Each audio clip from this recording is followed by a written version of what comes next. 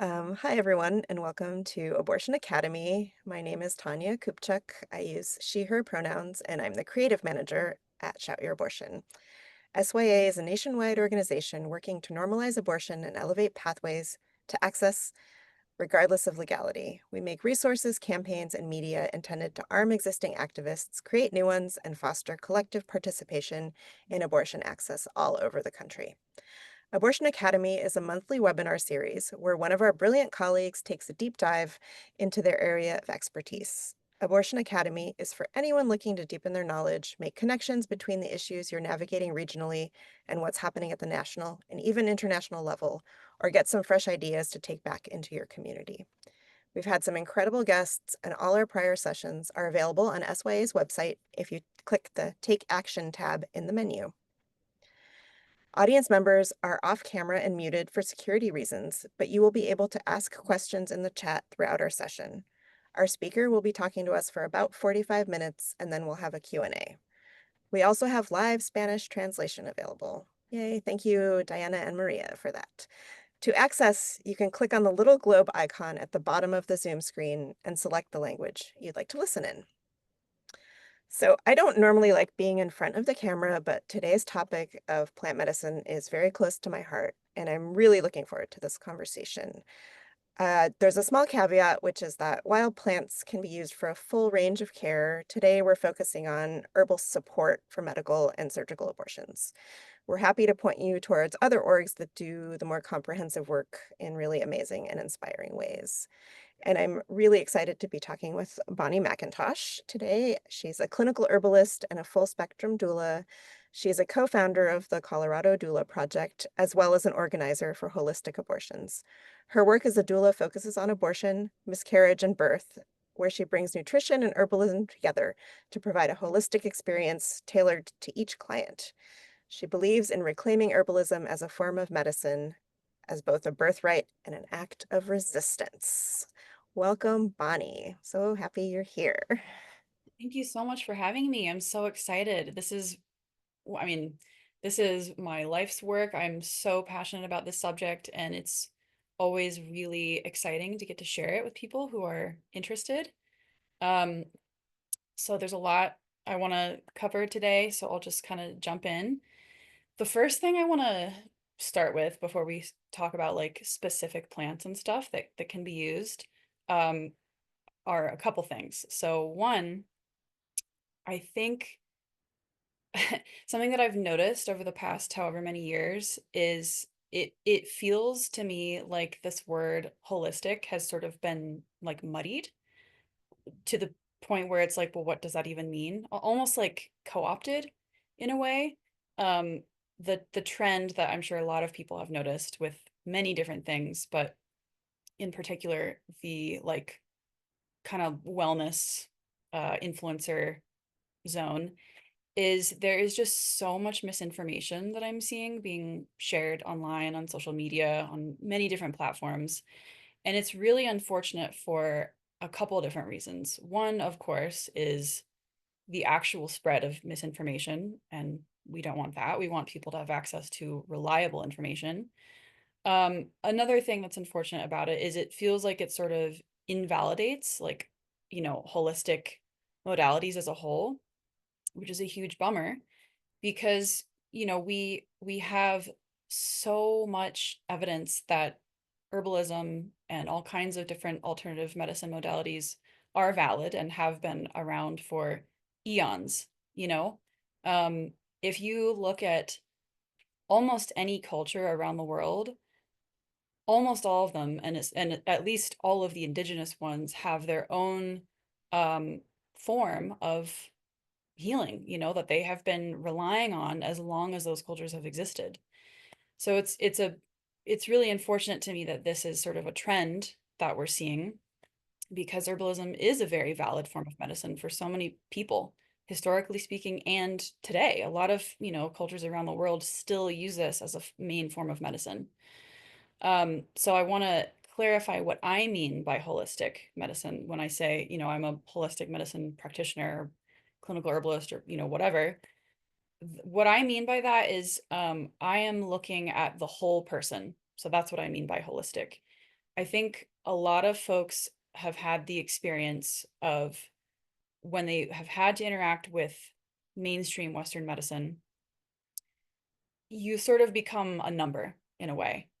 Most of the time your care is kind of like a one size fits all, treatment. There's really not a lot of time and care spent to really figure out like what's going on with you specifically. And a lot of people end up falling through the cracks that way. And so my goal, as both an herbalist and a doula in my private practice, is to really take the time to assess the whole person in front of me, not just look at their labs and, base decisions just solely on that, but like who am I looking at, and really take into consideration all of the facets of their health and their circumstance, the emotional piece, the physical piece, like all of these things. So that's what I mean by holistic. Um, the other thing that I want to mention is that for me, yes, of course, I use plants all the time because they're so amazing at so many different things. But nutrition is a huge part of what I bring to the table too. Um, so many functions in the body are dependent upon really specific nutrient cofactors.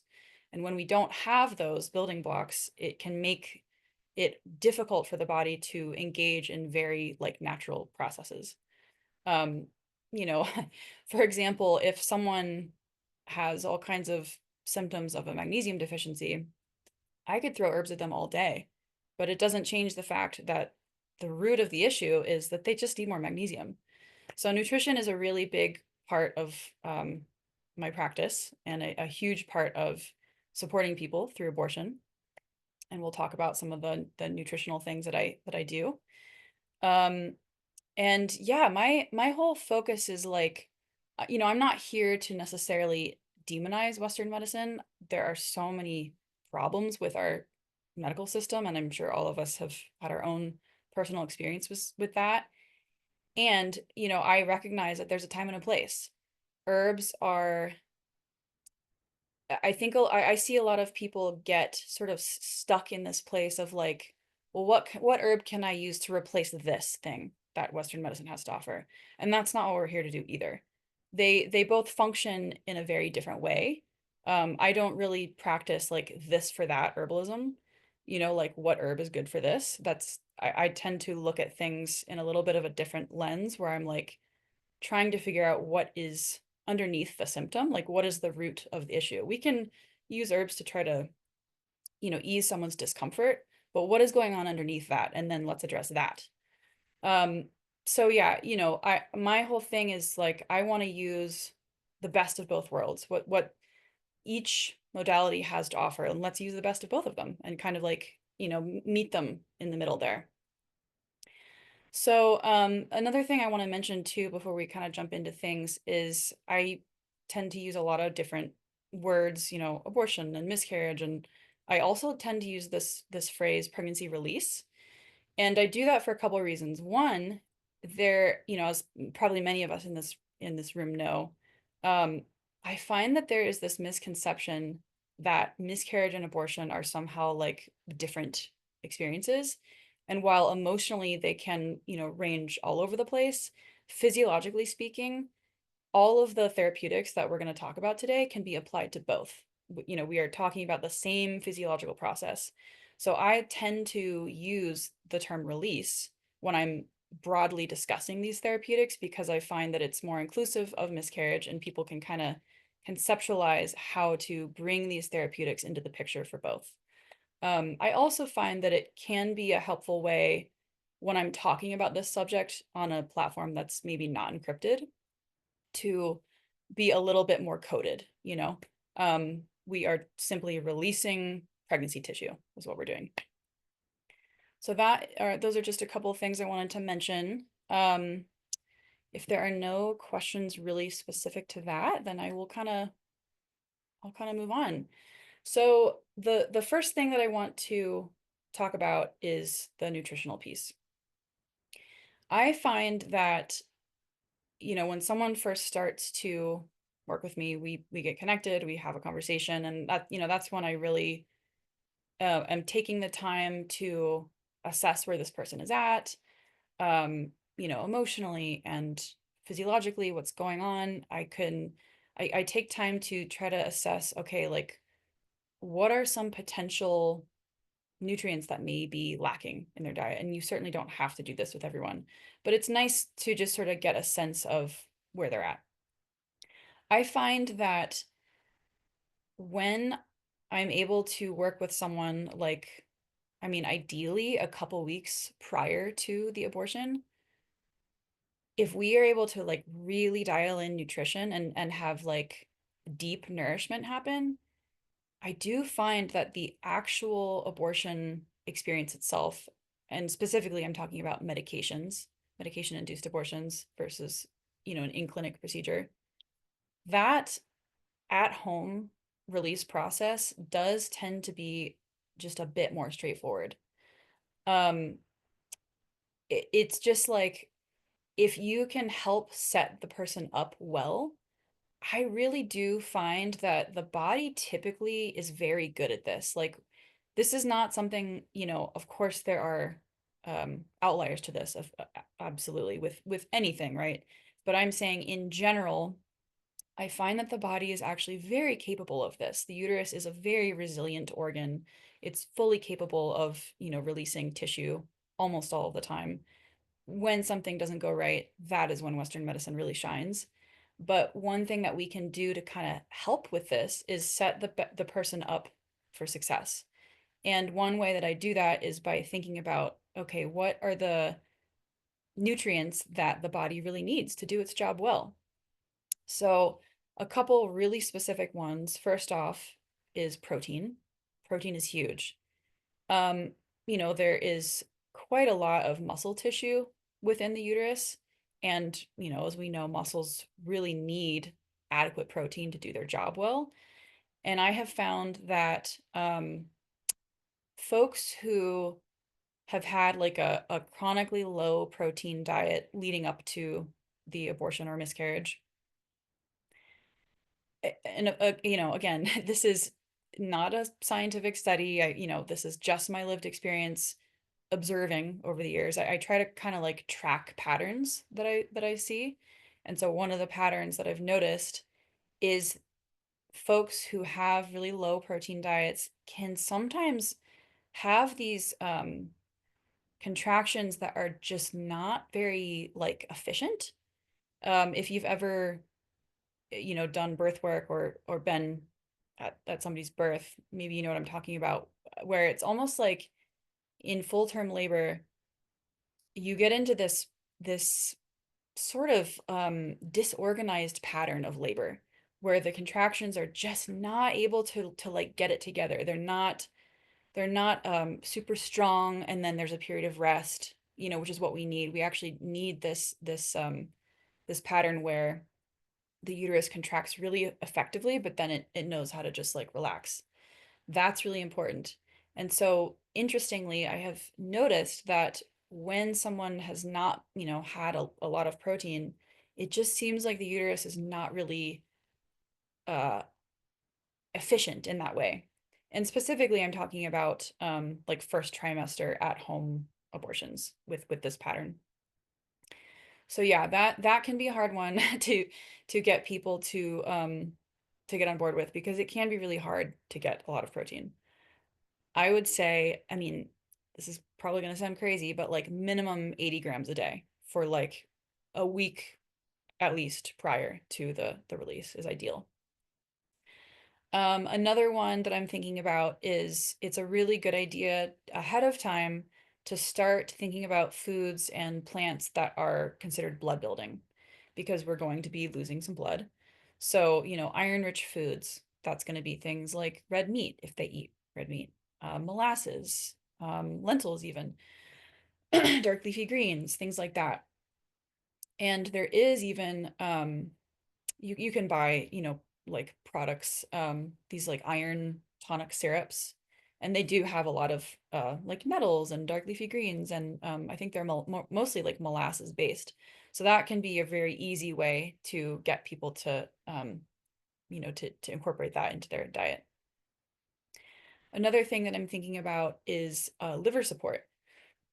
And this is, there's things that I kind of try to focus on before versus after. The things that I'm talking about right now, you can do kind of like the whole time, but specifically, ideally ahead of time. So liver support is really helpful because, you know, the pregnancy itself is responsible, the tissue itself is responsible for producing the hormones related to pregnancy. Specifically, right now I'm talking about HCG. And HCG, human chorionic gonadotropin, is what is tested for on a urine test when you test positively for pregnancy, and it nearly doubles every day for quite a while, months and months. And so when the person is suddenly no longer pregnant, whatever method or outcome, led to that, suddenly that tissue is not there to produce that hormone anymore. And so what you get is this pretty drastic crash.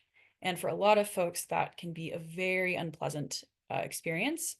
The further along a person was, the more severe, that drop is. So there's nothing that we can do to like completely prevent that from happening. That's kind of just like part of it. But I have found that when we were able to like really sort of like use deep nourishment with the person, it seems like it can help it be less of a complete nosedive and more of like a slope. Anything that we can do to kind of like just make this process a little bit more easeful is great. So liver support is one of the things that can help. There are plants that you can use for that. But nutritionally speaking, the liver is really good at its job. I think a lot of people, another sort of social media trend that I see a lot is people get really stuck on like this concept of needing to detox. And it's as if, you know, they don't realize that your body is detoxing all the time, actually. And it's really good at its job most of the time. Again, it's just about giving your body what it needs to do its job well. So we can use the cofactors found in food that the liver has to have to be detoxing appropriately. So some of those things include sulfur. So you can find sulfur in, garlic and onions, any of the brassica family vegetables, you know, broccoli, cabbage, mustard greens, all of those sort of stinky ones. um, they're so good for the liver. Beets. The liver needs all of the B vitamins, protein, again, back to protein. So those are things that you can be thinking about. And the reason this helps is it can help sort of clear those excess pregnancy hormones more efficiently. The other thing I want to mention as far as nutrition goes is, not only do we want to help the body excrete excess pregnancy hormones, but part of hormone regulation, once we're on the other side and the person is no longer pregnant and they're, in this phase where they're waiting on their next period and things can be a little bumpy at that time. So we want to do whatever we can to help support hormone stability and regulation. And part of what that requires is the creation of new hormones. So the building blocks to make new hormones, again, protein is huge. You can see why this is super important. Cholesterol, because sex hormones are all sterol based. So we actually do really need good fats, essential fatty acids. And on the note of fats, I find that a lot of people, grew up within the time period of our society where, fat is like the worst possible thing. And there's a lot of lingering like fat phobia and fear around ingesting fat. And sometimes I have to work with people on that and, just be like, good quality fat is actually so important. It's so important for hormone health and your brain. And, omega-3s are so anti-inflammatory, which is just going to help this whole process. So, a couple of the other building blocks for hormones include zinc, vitamin C, magnesium, and all of the B vitamins. I see a lot of times people, hear about like one of the Bs. Let's just say B12, for example. Everybody knows B12, it's important for energy, etc. The interesting thing though is, and they'll supplement with that, like by itself. The interesting thing though is the B vitamins, they actually act synergistically. So they all need one another to be able to function to their best ability. Um, so it's actually going to be more effective for you if you want to supplement to buy a product that contains like the full range. Instead of just like one or two. That's less effective. So that is probably a good place to start with nutrition. As you can see, there's a lot of overlap here with a lot of these things that I've mentioned. You can get most of these things from a like whole foods based diet. And I'm using air quotes because I'm not talking about Whole Foods, the store. I mean like, kind of like the diet where maybe for like the few weeks before, during, and after your abortion or your miscarriage, you are mostly making things at home. You're, kind of trying to stay away from highly processed, sugary foods. And I also recognize that at this time, it's really hard for people to have the energy for any kind of self-care, let alone cooking for themselves, grocery shopping. I try to encourage people to meal prep for after, because I mean, I sort of treat it as if they're in like a postpartum period. I may not call it that if they're not open to that word, but just sort of framing it as like this is a time of the need for rest and recovery and like high nutrition. And you do your best because, a lot of folks are completely stretched thin and this is not always like easy. So we just do our best. Um, I think that I will probably move on to specific herbs for right now. So my goal for today is I want to try to help people start to think about ways that they can incorporate plants into you know, the release picture. Because there's so many plants out there. There's so many ways that they can be supportive. Um, and I'm often surprised, like if I have someone who I'm working with or I'm supporting and they have an in-clinic procedure, sometimes there's things where I'm like, man, this plant would be so helpful here and it wouldn't interact with anything. Like I wish providers had access to this information. And unfortunately, like I said before, herbalism and Western medicine, there has been a very purposeful schism between the two, and it goes back a long time ago, really in like the 1800s, when there was a very intentional movement to sort of demonize any form of medicine that was not, led by white men who were trained and went to med school. I mean, first of all, they only allowed white men to be able to go to this school.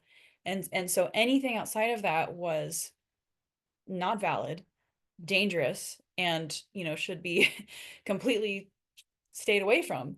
And that included a lot of midwives, granny midwives, midwives of color, herbalists. I mean, so many folks that we, come from.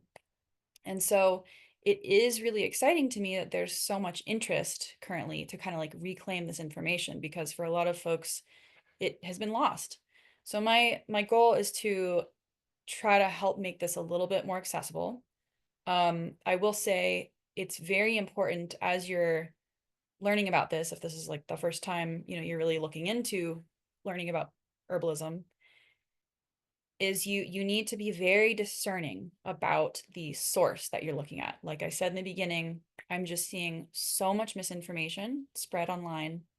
Like really trendy TikTok videos where they'll say something and my eyes are just bugging out of my head because I'm like, oh my God, that's just not true. And you're giving this like a bad rep, it's really frustrating. So One of the way one thing that I will say is a lot of these accounts, you can tell they're grifters. And one of the ways that you can tell, the sort of like trendy video will be talking about some ailment or health struggle.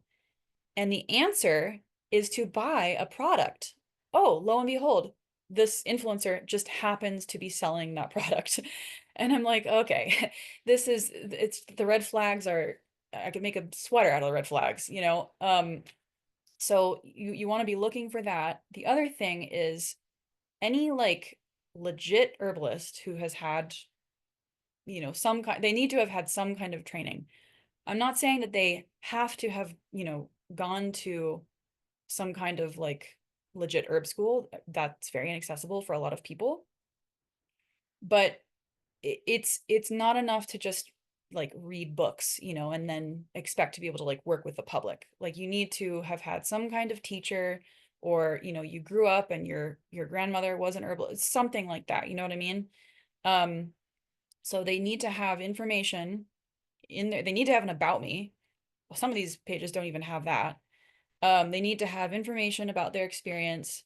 And then, any like actual herbalist or actual practitioner is probably not going to use words like this for that. Like, oh, use, do this for, I mean, that's just not, we don't really do that. That's not really how herbs work. We're always trying to think about what what we can do to address the underlying issue.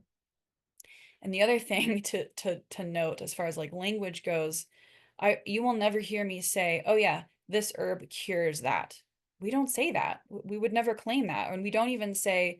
But a lot of us don't even use the word treat. Again, because we're not medical providers, and that gets into some like sort of wishy-washy territory that we don't want to get into.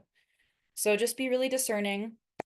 There are some great resources out there, and I'll kind of mention some at the end. But moving on to herbs, when I am working with someone, I do have a private practice where I work with all kinds of ailments, not just related to pregnancy, but specifically when we're talking about, the termination of a pregnancy or a miscarriage, abortion, whatever it is, there are a couple of therapeutic goals that I have in mind.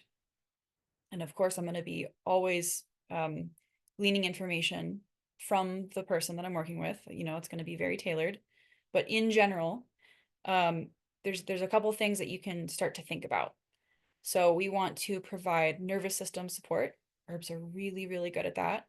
Um, even if this, even if this particular scenario for this person is not like filled with grief or big, they don't have big emotions about it, not everybody does, it's totally fine. But even so, the the hurdles that the system has set up for people to be forced to jump through is very stressful.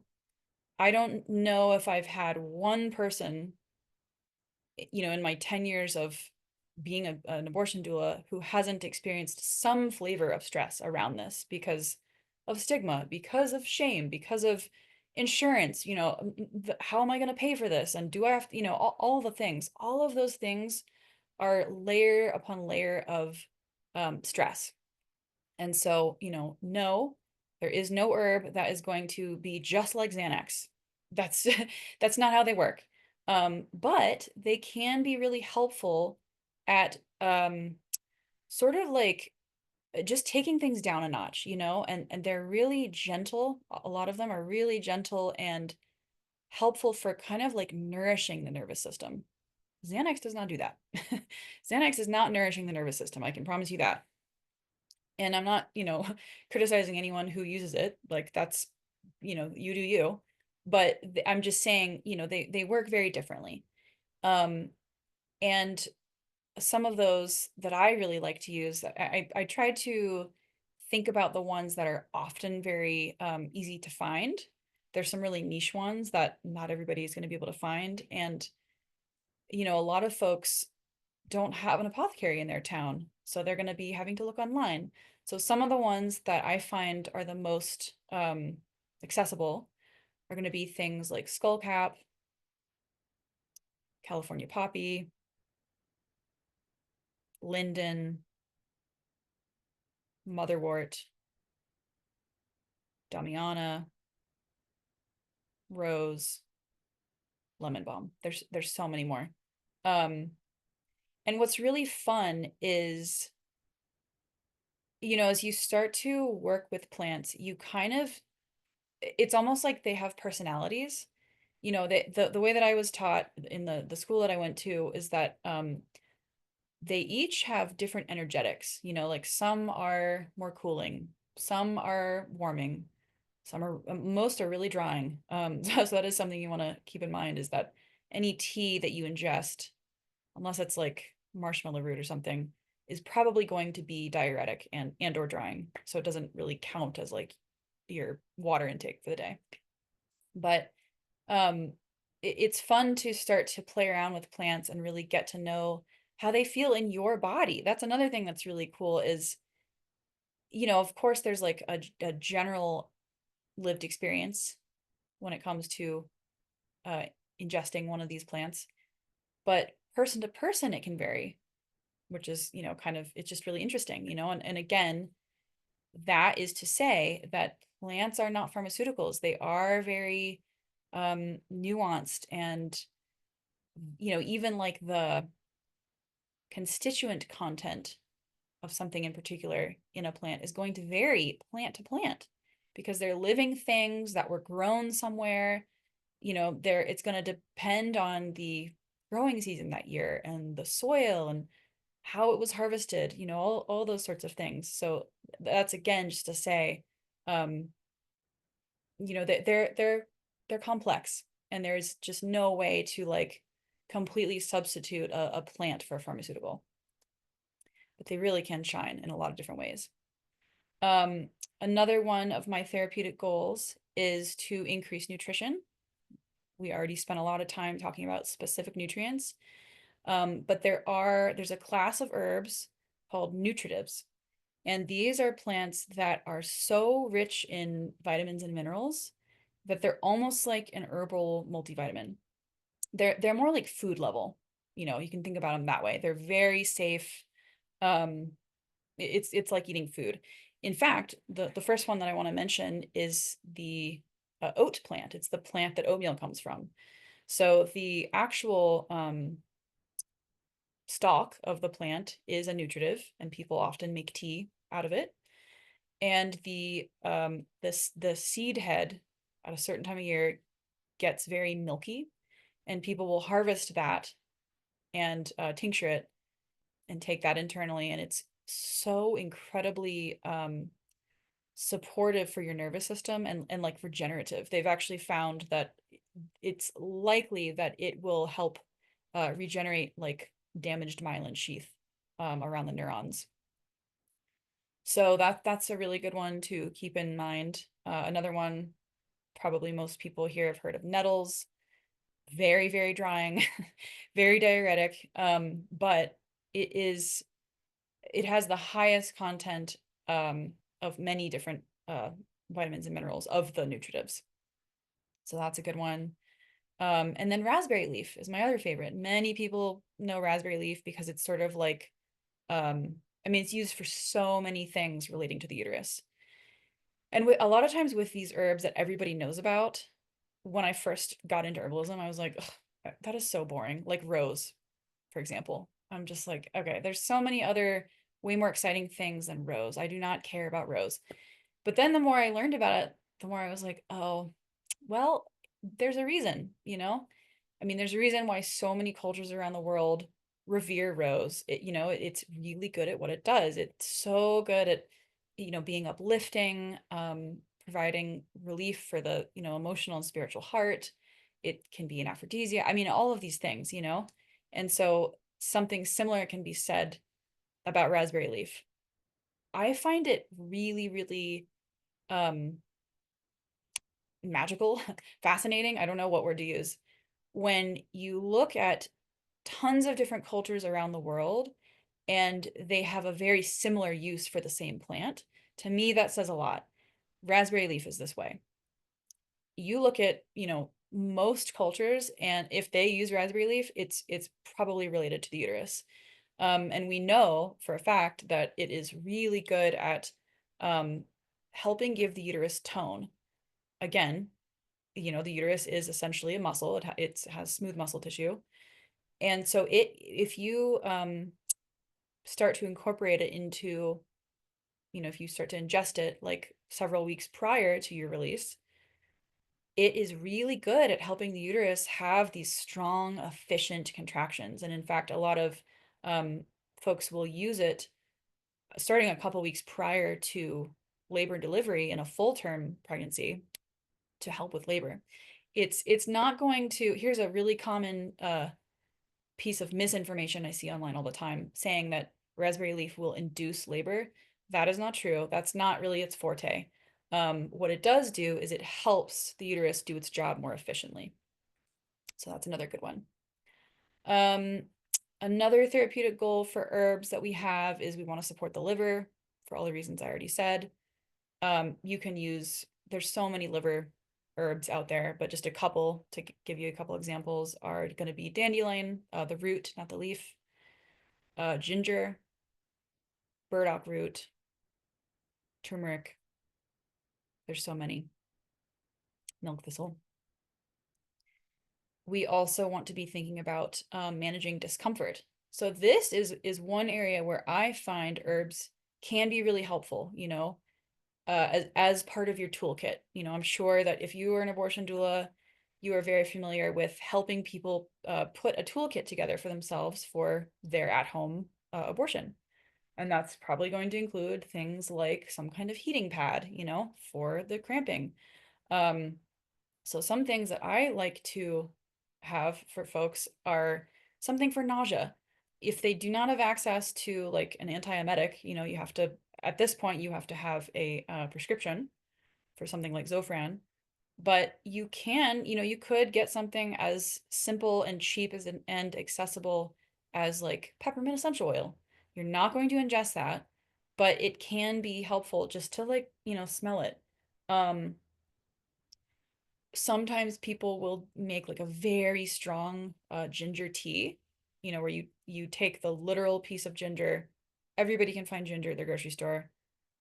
Take like a thumb size, chop it up, simmer it on the stove, and let like half of it evaporate as it's simmering there. That's going to be really strong, and that helps with a lot of it helps with nausea for a lot of folks. I will say sometimes if the nausea is like really, really extreme, it can be hard for people to keep anything down, even, like a tea like that. So that would be a time when something that they don't have to ingest would be more helpful, like smelling peppermint essential oil. And this isn't an herb, but something I learned um, when I was on the labor and delivery floor a lot is a lot of the nurses would just take out like a rubbing alcohol pad and put that under the person's nose, and that can also help with nausea. So even if it's not an herb, I'm all about like cheap, accessible, like, let's make it as doable as possible. Um, I want to pause for a second and see what kind of questions we have. There's a few other things that I could share, but I want to just see where we're at. We don't have any open questions right now. But I am curious to hear you talk more about like when you put together a kit for somebody, um, what what are all the things that you include, and how much instruction do you have to give someone? Are you expecting them to brew all the teas themselves, and all that kind of thing? Just because, like you said, a lot of people, this is like a stressful thing that they have to fit into a very like busy schedule, or they have kids or whatever. I would just love to learn more about all that. Okay, that's a great question. So I really gauge it, depending on the person. Sometimes uh, I think probably because of uh who I am, most people that find me are already interested in using herbs. They're kind of like looking for that information. but not always. So I'm not gonna like push that on anybody, obviously, ever. Sometimes people will start off really gung-ho and motivated, and they're like, yes, I want to do the raspberry leaf tea, and I want to do this, I want to do that, and then they get to a point where they're like, I I have kids, or they don't even have to have kids to be busy. We're all busy, but they get to a point where they're like, yeah, this is just not doable. Totally okay. Um, for that reason, I end up finding that, I'm always gauging people's compliance. This is something that I run into constantly in my like just general herbalism practice when I'm working with someone and we're coming up with a protocol. Compliance is kind of that's gonna be the thing that sort of steers the ship. Um, so for that reason, I'm always trying to think about what is the most realistic, the easiest thing for them. And sometimes it's going to be tinctures over tea because they don't have to prepare that. It's going to be capsules, um, you know, or I'm trying to think of another example. It is something that I'm like constantly assessing. And sometimes it just falls off, and that's okay. But yeah, the what goes in their toolkit varies wildly person to person. And it also really depends on what they have access to in their area. I'm so lucky that in Denver I have an abundance of apothecaries, and it's just not true for most people, that they just they don't have a place that they can just walk into and get stuff. So that's also something we're keeping in mind. Yeah, that makes a lot of sense. I know some of us who live in bigger cities have gotten really used to having a lot of access to more rare herbs. Really. Yeah, another question which I know we talked about earlier and I wanted to remind you of was to talk about your love of miso and miso protocols with herbal support. And that's something that I think several of us want to hear more about. Yeah, so when I first have a conversation with someone, I get there's a couple questions that I get over and over. One is specifically about um, the medication abortion protocol. One of them is, what is this doing in my body? They are under the impression, probably because of a lot of like disinformation purposefully spread about it, but they are under the impression that it is causing some kind of toxicity, that it's going to have long-term effects on their fertility, um, things like that. And so one of the things that I end up spending quite a bit of time around is just providing them accurate information about what is actually happening in the body. You know, I'm I know this is not exactly what you're asking directly, but when I'm working with someone, I'm of course never telling them what to do. My whole job is to give them up to date, reliable information about every option available to them based on their circumstance. And medication for most people is one of them. And I just want them to understand how safe it is, how high the success rate is. And if they want to incorporate herbs into the picture, we can totally do that. I actually find that herbs and the meds are really synergistic together. And I tell folks, yes, I'm an herbalist. I'm pretty granola. And my relationship with misoprostol specifically is akin to my relationship with a plant. I have so much respect and reverence for this drug. Before we had access to misoprostol, the out of clinic abortion landscape looked so completely different.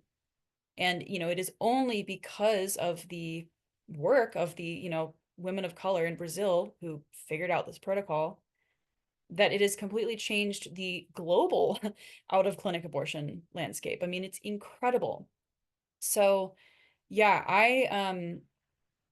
I'm so grateful for it. It's just so versatile. Midwives use it for a variety of things, managing hemorrhage, stimulating a placenta that's retained to come out, or I mean, it has an abundance of uses. And so I try to just like paint a really accurate picture of what it's actually doing. It is not causing toxicity. It's simply causing really strong contractions of smooth muscle. And it's also not long lasting. It's not going to stick around in your body. That's another thing that I hear sometimes is people will think that it like, I don't know, that it sticks around, and that the liver um excretes it pretty quickly. So yeah, the place where meds and herbs can be used together is, you can certainly like use herbs and nutrition prior, right? That's kind of like a really great time period to be doing this. We're kind of like setting the body up for success. And then, on the day of the release, we're going to be taking those pills. Um, you can use, a lot of the plants to help with managing the discomfort, that they're going to be experiencing. And then following the actual release process is another time when when I use herbs all the time as kind of like part of the recovery process is, if it's very clear that they have released the tissue and they're not pregnant anymore, then there are herbs that you can use to help slow bleeding down. I mean, raspberry leaf is actually one of those because it's so astringent, and it's so good at helping tonify the uterus that it sort of helps expel, not directly by causing contractions, but it will help just sort of like clear anything remaining. Um, Yeah, well, I could go on and on. Did that answer your question, or should I keep going? It did, and we've got some other questions popping up in the chat now, so, I think we can circle back to that if we have time and people have follow-ups, but, someone is asking if you're familiar with any plants that are helpful for cervical softening. Great question. So, again, there's nothing that is going to be as like uh directly cervically softening as, misoprostol. Sometimes midwives will like put like a quarter directly on the cervix to help, prior to labor. However, parsley, just like a bundle of parsley has been used by so many different cultures around the world for a long time for this very thing. And what they do is they essentially, take a bundle, maybe like tie a string around the bottom so you don't lose it, and insert the whole thing at nighttime, before bed, and then you're laying horizontally. It's there all night. You remove it. And that is, said to be a cervical softener. There are others that are like less, the thing too about it is there's some plants where it's like, well, we think this is how it works, but we don't. There's a lot of mystery around it because it's like we don't have really great scientific based studies because there's not a vested interest in doing those studies, frankly. Um, and a lot of it is like having to look at like indigenous cultures, like, okay, well, how did they use this plant? And this is what they say about it. It's a good question. Um, yeah, here's another question, which is, how consistently does someone need to be ingesting these herbs to notice the effects? Hmm, good question. Yeah, that is a really good question because most of the time, well, first of all, it's going to depend on the plant and it's kind of like your goal. So, like, for example, raspberry leaf, I rarely have anyone notice anything. That is more of a tonic where you're going to be taking it um consistently for a long period of time, weeks, months, that kind of thing, to see the most benefit. That's not to say that it's doing nothing, like I would still suggest using it a week or two prior to the release versus something like, some of those nervous system relaxant herbs that I was talking about, like skullcap. That is going to be more acute. There are some herbs that work more long term and some that are more acute. So, like California poppy, skullcap, motherwort, you might have to take a couple doses spaced out over like 20 minutes before you really like feel something like in a profound way. Um, it's again, it's not the same as like taking a pharmaceutical and then being like, oh wow, I feel so much better. They're definitely like a kind of like low and slow uh method. We've had a couple folks ask about resources or materials or a bibliography and that kind of thing. Um, so I'm curious if you've got some stuff to throw at people that they can learn more, and then we can come back to a few more questions after that. Okay. Yeah, so there's a couple. We did not super get into like pregnancy prevention. This is one of the areas where herbs can be really helpful. Um, so sometimes people will like, they'll use plants in this period of time where let me see if I can explain this in a way that's hopefully clear. So, the way that pregnancy is dated, the way that they date a pregnancy is a little funny. Um, they use the first day of someone's last period as day one of a pregnancy, even though they're not technically pregnant yet, which means that, say someone has a 28-day cycle and they ovulate on day 14, they conceive around ovulation. Technically speaking, they're already at week 2. So a missed period would be around week 4. Hopefully that makes sense. The uh the meds are less effective prior to week 6. And so there's kind of this like weird limbo period of time where you conceived or you suspect conception. You don't have a confirmed pregnancy yet, but you suspect it um around, week 2-ish to week 6. This is kind of like no man's land here. And that is a time when sometimes people will use herbs to try to prevent pregnancy from even happening. Like one example of this is Queen Anne's lace is brought up a lot. What Queen Anne's lace does, or what we think that it does, again, because this is all, like lived experience and reading about people's experiences and sort of like historical compilations of evidence, is, say you have fertilization of an egg. The goal with taking Queen Anne's lace right around that time is to hopefully prevent it from implanting into the uterine lining. So this is just an example of ways that plants can be used honestly in order to even like prevent having to like figure out how to terminate. So if you're interested in that, there's a really great resource.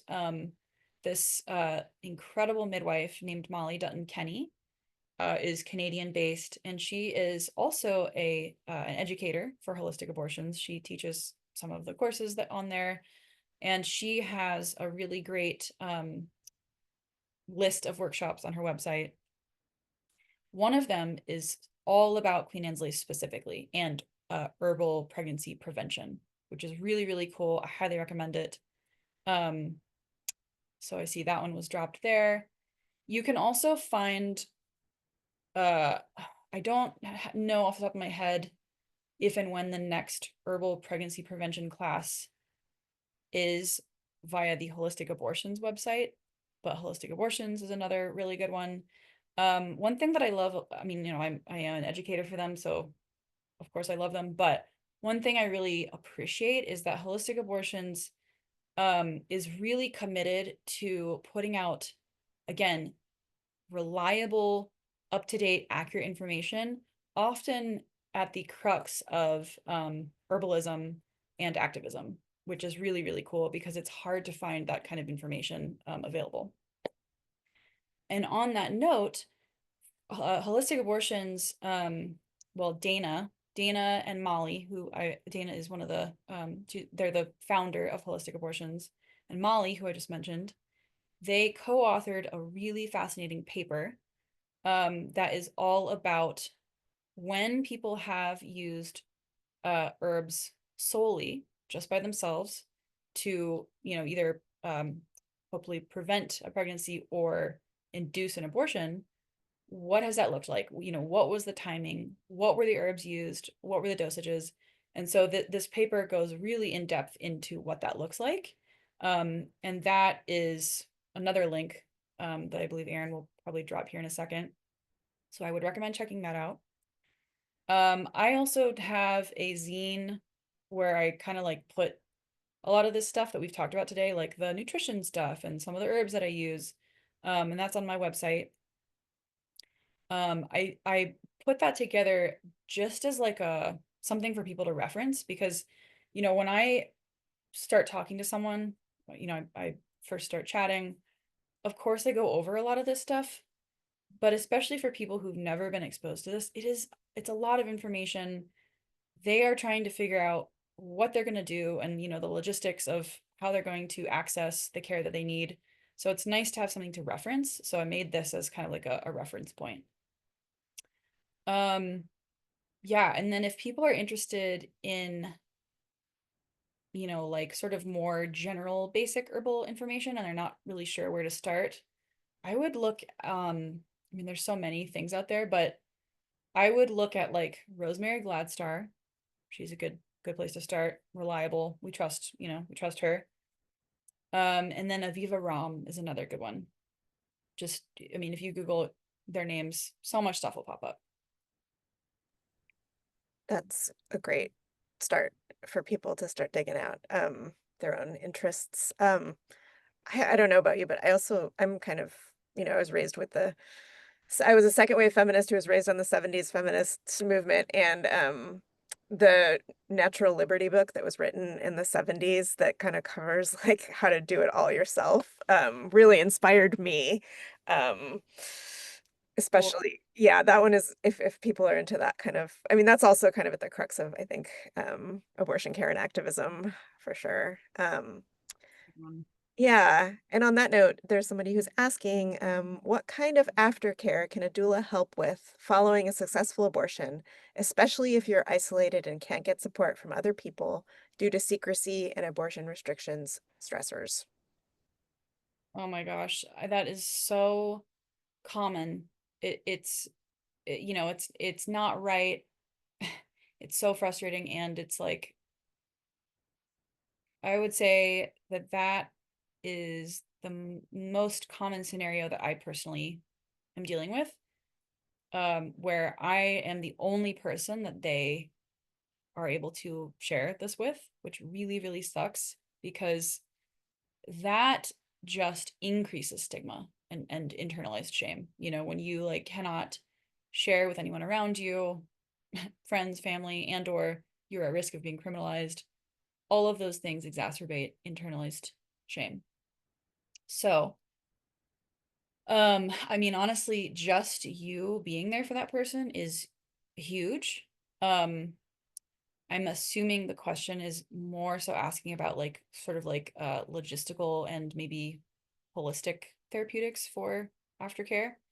So, um, that zine that I just mentioned that I have on my website talks a little bit more about this, but anything, if you're familiar with like postpartum doula therapeutics, anything that you would use in that context is appropriate. So that's going to be, thinking about like, okay, we want to stay away from uh difficult to digest foods, so like raw foods. We really want to be thinking about things that are warm, soft. um Honestly, like this is why I am such a huge fan of bone broth because it's so easy to digest. It has a vast array of amino acids which make up, protein. um it's really, really like soothing to the gut. You can encourage them to do things like kitchery or um what's another, oh, kanji, I couldn't remember the name. Yeah, it's sort of like broths and stews and porridge and things like that. So stay away from like cold stuff. Just warm, soft. You want to be thinking about that. And then it's also honestly really similar to the therapeutics that I mentioned for before. So you want to think about really nutrient dense foods. You want to think about blood building, liver support, things like that.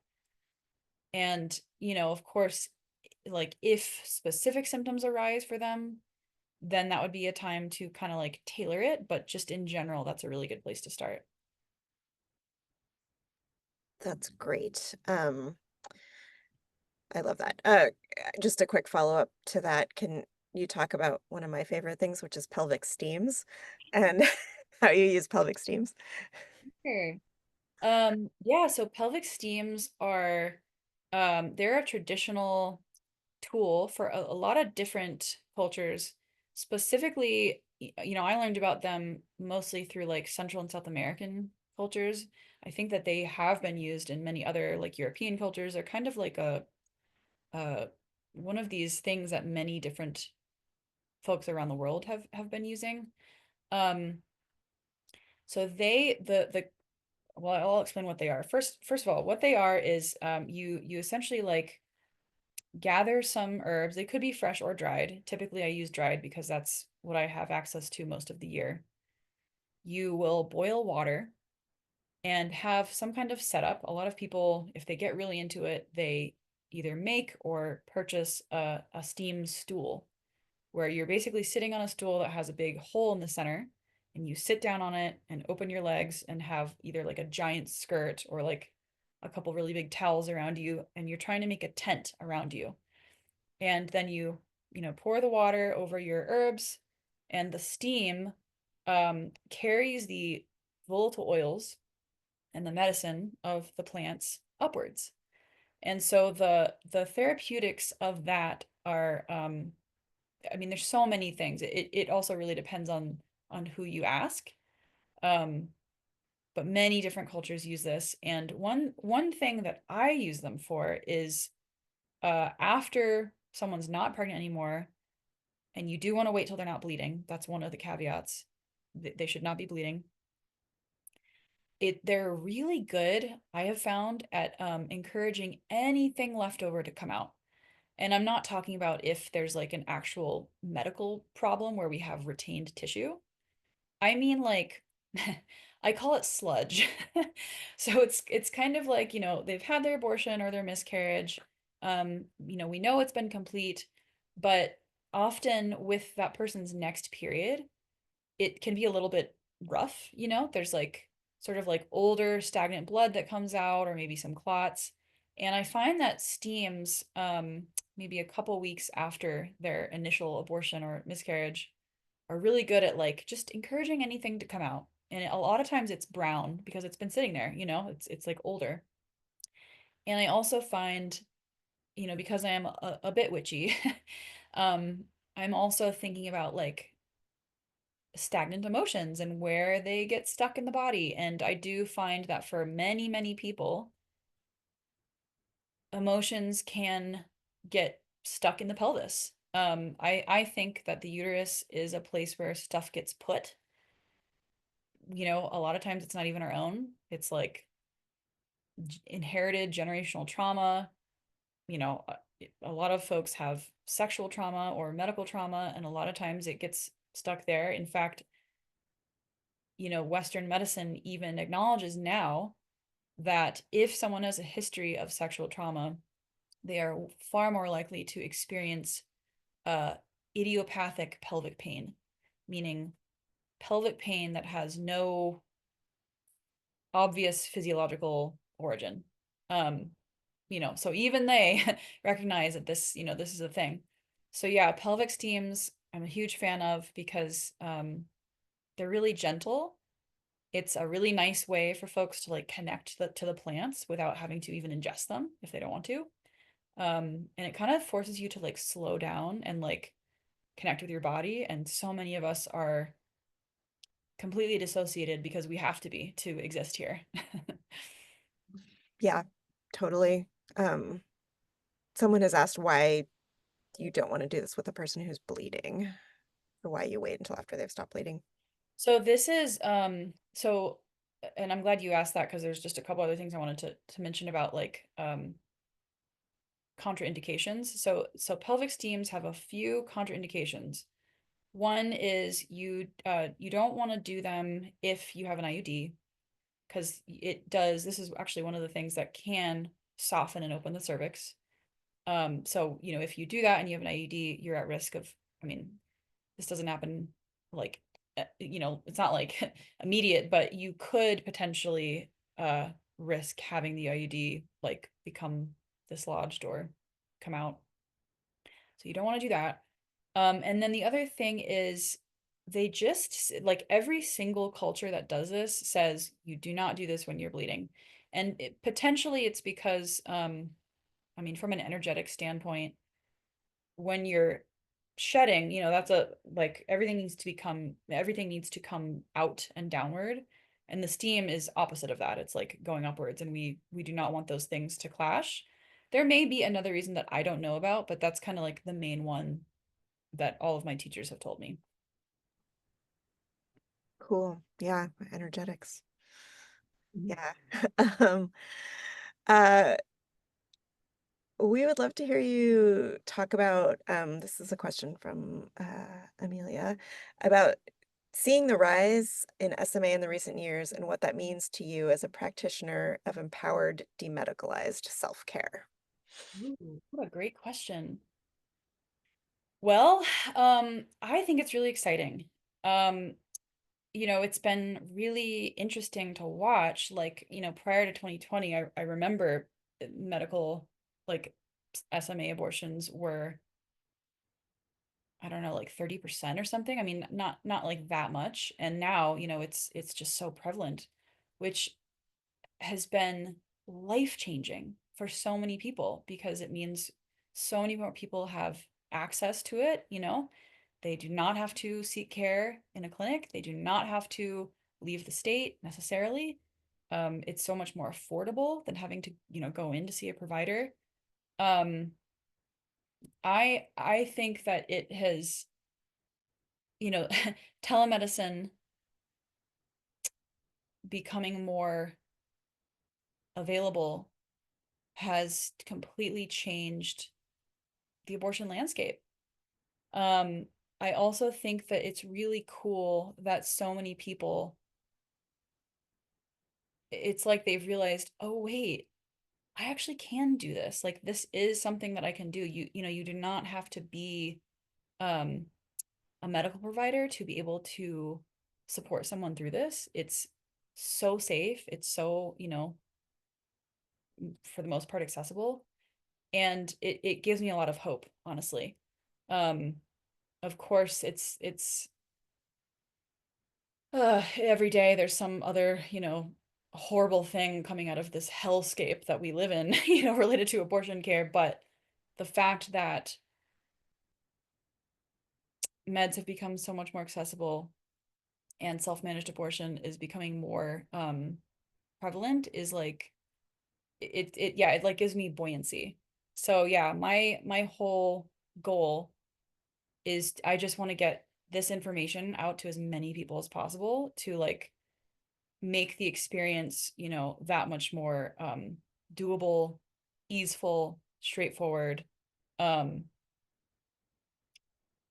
yeah, I could go on and on, so I'm like, all right, maybe just stop there. I know, I think that's really lovely. Thank you. Yeah, it feels like we're in this moment where, or we have been for a while, and some parts of our culture have been there longer than others. Some of us are just arriving, where we really see the value and the like empowerment from helping each other and realizing we don't always need to call a doctor first or go to a clinic first, and that we can trust ourselves and trust each other, hopefully, to, be that first space that people seek care in and not just show up at an ER right Totally. away when it's really a simple Yeah. matter, right? Yeah, and I do find that a lot of times, of course not every time, but a lot of times it just feels like when someone reaches to an ER first, the potential for things to get mismanaged is very high, and they're sort of like not actually given all of the options. And to me, that is not true informed consent. When you don't have all the pieces to the puzzle, that is not informed, that's not an informed decision because you didn't have all the information. Um, and I find that that space has the highest potential for it to become a traumatic experience. And I have had that happen to so many people. Um, or they'll find me later and be like, "Oh my God, I wish that I had found you before." I mean, it's really unfortunate. And that's again not to say that all medical care in the system is bad. It's just we're really lacking. And I think that it's really, really encouraging that so many people are like getting interested in this and wanting to help each other. And, this is, to me, this is part of like decentralizing our autonomy and like, taking it back. Um, and strengthening our community building in this way. It's so important. If we're gonna like make it through, we need each other. And this is one thing that I was afraid of sort of like in the very first iteration of like self-managed abortion rhetoric was like, you don't even need to tell anyone. We don't want that. That's actually not helpful. I mean, if you can't tell anyone because of, your situation, that's one thing, but we do need each other. And, I just firmly believe that we were never meant to go through this experience alone. If any culture that you look at around the world, you know, when it comes to birth, like full-term birth, we've always labored in the presence of our community. Miscarriage and abortion are no different. We are not meant to have to just forego it alone. So I just think that community is everything. And it's really, really encouraging to see so much momentum around this. Yes. Yes, we've got a couple emphatic yeses in our chat too. Um, yeah, and as someone pointed out, ERs are also one of the primary sites of criminalization. Um, Yeah. so it's not always a good idea to go there and tell everyone what's going on for you. Yeah. And that I think that that's a great place for us to end unless anyone else has a question or wants to make another comment because we're at 15 after the hour now. I just wanted to remind everybody that if you wanted to watch a recording of this later, it will be available on our website under the Take Action tab in a day or so. It takes us a little bit of time to turn it around, but not too much longer. And there will also be some links available in the description with the video. So thank you so, so much. This was really inspiring. Hopefully people got a lot of good info out of it. And yeah, we believe in us. We're going to save us, right? So So thank much for you having me. so much. And yeah, if I'm happy to continue chatting with folks if you reach out to me via my website. I'm always happy to answer questions or point you in the direction of more resources. So yeah, thanks so much. Thank you. We'll see you all soon. Bye.